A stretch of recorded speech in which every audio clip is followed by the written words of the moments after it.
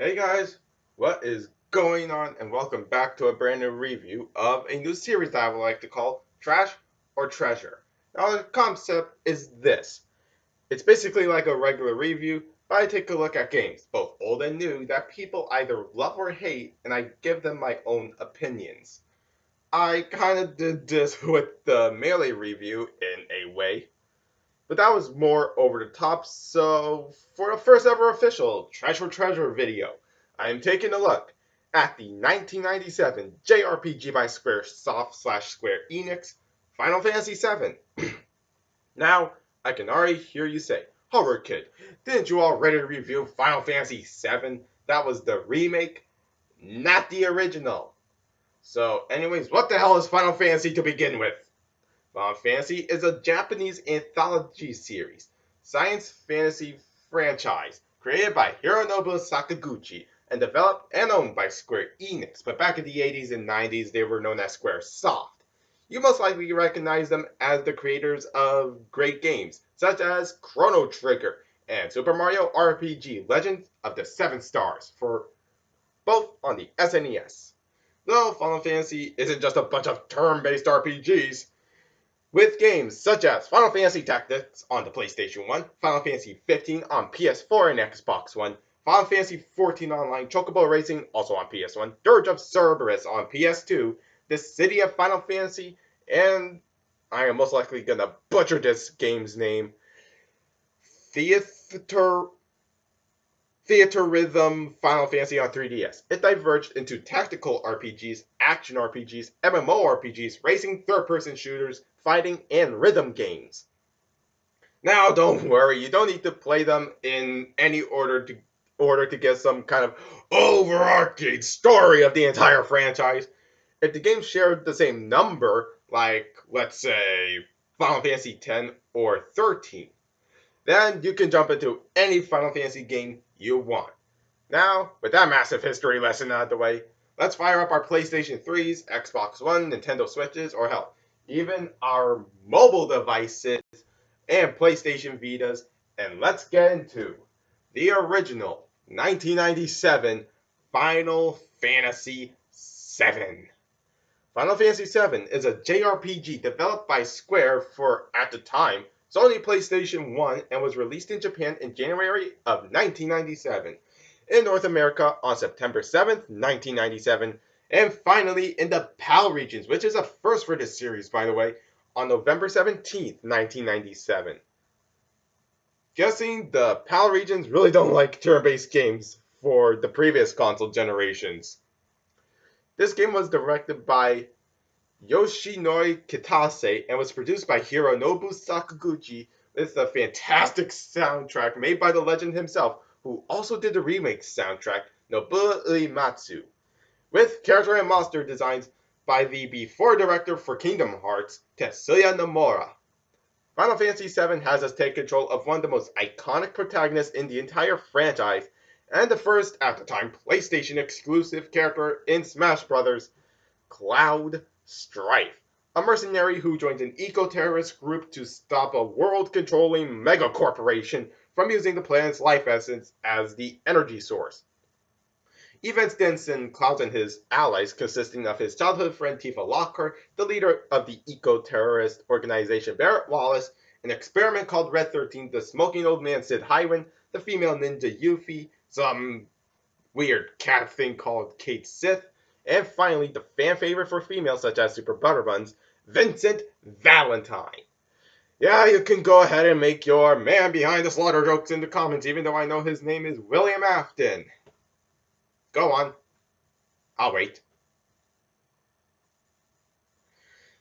Anyways, events unfolding put Cloud and Co. into pursuit of my most wanted Smash DLC fighter besides Dante, the one-winged angel himself, Sephiroth, a superhuman who seeks to wound the planet, basically. Not wound.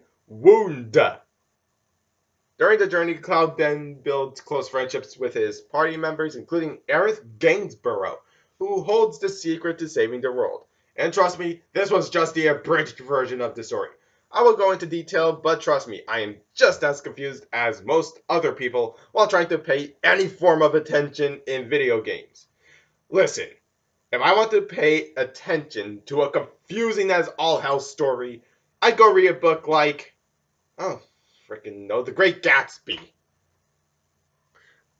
To give an even more abridged version of the story, basically Cloud and Avalanche, that's the name of the eco-terrorist group, go and blow up one of the Mako reactors in the fictional city of Midgar, owned by the Shinra Corp. Why? Because according to this game, Shinra are basically using the reactors to make electricity, which at the same time is sucking the planet's life source. After a while, Cloud and Avalanche go blow up another reactor, which goes horribly wrong, and Cloud lands in the city slums where he bumps into Aerith. Side note, there's often debates back then on how people are supposed to pronounce her name, those being Eris or Aerith. For this, since I played Ambi in the remake first, I'm calling her Aerith. Anyways, Shinra finds Avalanche and kills them along with the slum population. That's a bit overkill if you ask me. Aerith, in the process, gets captured by Shinra since she is something called an ancient. Cloudbear and Tifa rescue her along the way, recruiting Red 13 in the process, and they escape Midgar, and are now in the pursuit of Sephiroth across the entire planet, with the president of Shinra, Rufus, on their tail. I'm guessing the people at Squaresoft / Square Enix were a big fan of Bill and Ted's Excellent Adventure. The party encounters Sephiroth numerous times along the journey, who often taunts. That's all he does. He just taunts Cloud and sending these monsters from an alien called Genova. Fast forward tons of hours and we get to the most famous / infamous scene in video game history. We all know this. Aerith goes to the Temple of the Ancients after Sephiroth summons something called Meteor, which can destroy the entire planet. Aerith prays for something called Holy because according to this game, Holy can hold meteors all of the sudden. Sephiroth then mind controls Cloud to kill Aerith. What the hell, man? After failing to do so, Sephiroth kills Aerith himself with that 7-foot long katana of his, which he doesn't even use in his boss fight until the final fight. For shame, Sephiroth, because in the final phase he only has 1 HP. My disappointment was honestly immeasurable. Anyways, you find another Genova monster with Aerith's theme playing as the battle theme. Talk about a massive gut punch by Square. After tons of stuff that I don't even remember because I wish voice acting was included in this game, we then discover the weapons. That's what they're called. The weapons.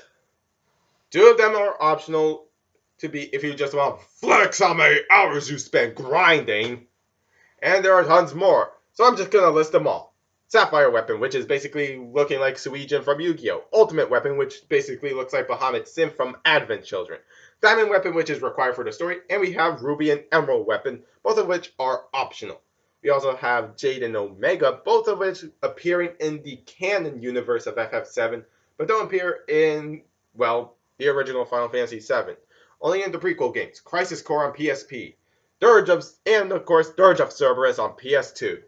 Anyways, back to the super long abridged story of Final Fantasy VII. After some more stuff that I don't even remember, and after we defeat Diamond, Shinra, yes, the same people from the beginning kill not only Diamond, but also puncture the northern crater, which is where Sephiroth is hiding. Final area, and we defeat the final Genova part after forming 2 parties to fight Bizarro Sephiroth. Told you he doesn't use that sword of his. And we kick his arse. And we get to Sephiroth Phase 2. This fight was honestly really damn good. This is Safer Sephiroth I'm talking about. And his battle theme is the one and only. You all know it and we all love it. One Winged Angel. I almost don't want to beat this because I just want to listen to this song for hours on end. Even today, I still consider it my favorite final boss theme. Yes, even over Dancing Man from 6. But after defeating Safer Sephiroth, we then dive into Cloud's consciousness and defeat the remnant of Sephiroth of Cloud's memory. Here we have access to what will become his final smash in Smash 4 and Ultimate, Omni Slash. And if you're playing this on Switch, Xbox One, PS4, or PC, it is hilarious to just watch this using ×3 speed. We kill Sephiroth once, because this guy apparently doesn't understand the meaning of death, like Jason or Michael Myers. And after watching some rather beautiful looking CGI cutscenes, which, even on the remastered versions, still look pretty damn great. We fast forward around, I want to say, 500 years later, and we see Red 13 and 2 Cubs looking over Midgar, which is now covered by greenery, showing that the planet has healed. Now, I said I'd be giving a more abridged version of this story, but it's kind of hard to not to do so because I do need to go into detail of certain events in order for it to make sense. So, how's the story to the original Final Fantasy VII? I say it's still pretty damn good.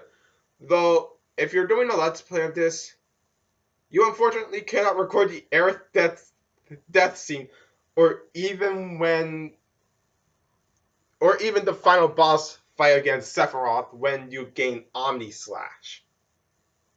Even though pretty much everyone knows about that. Both the final boss and the death scene. I already complimented Nobuo Uematsu's score for this game, which is still what I consider his best, especially because Square are no longer using cartridges like in the 80s on the NES and early to mid 90s on the SNES.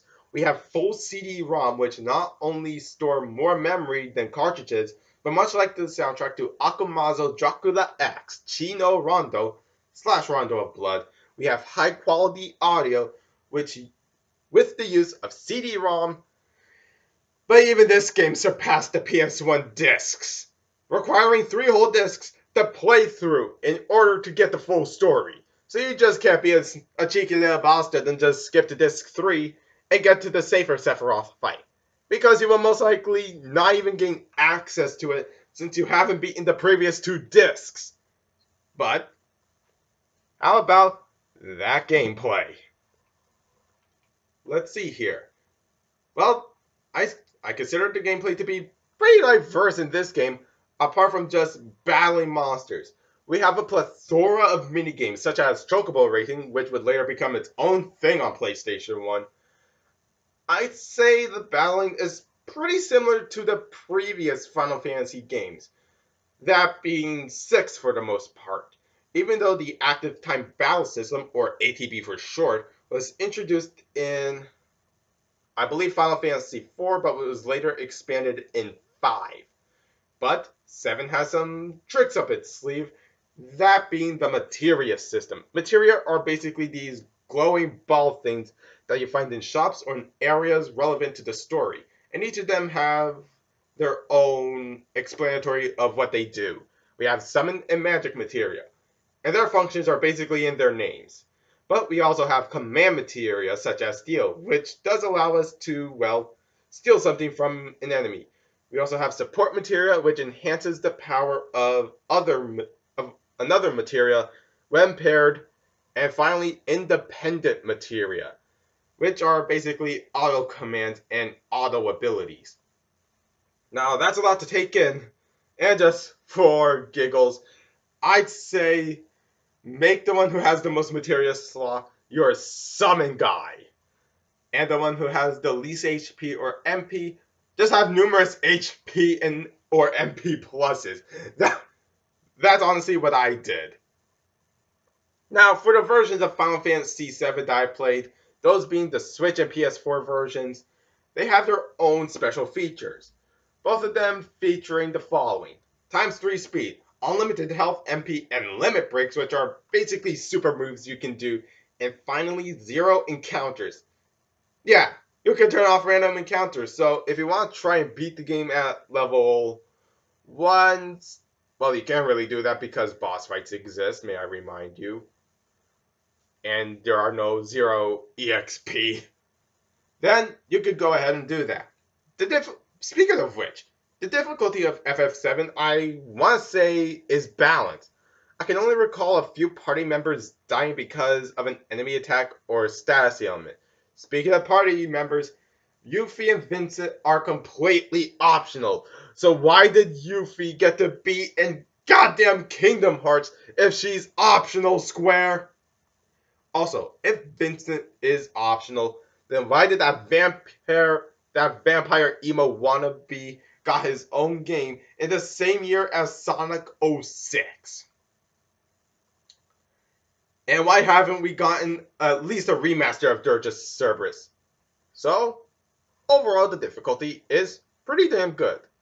Overall, is Final Fantasy VII, the original, still a worthwhile game? I say it is.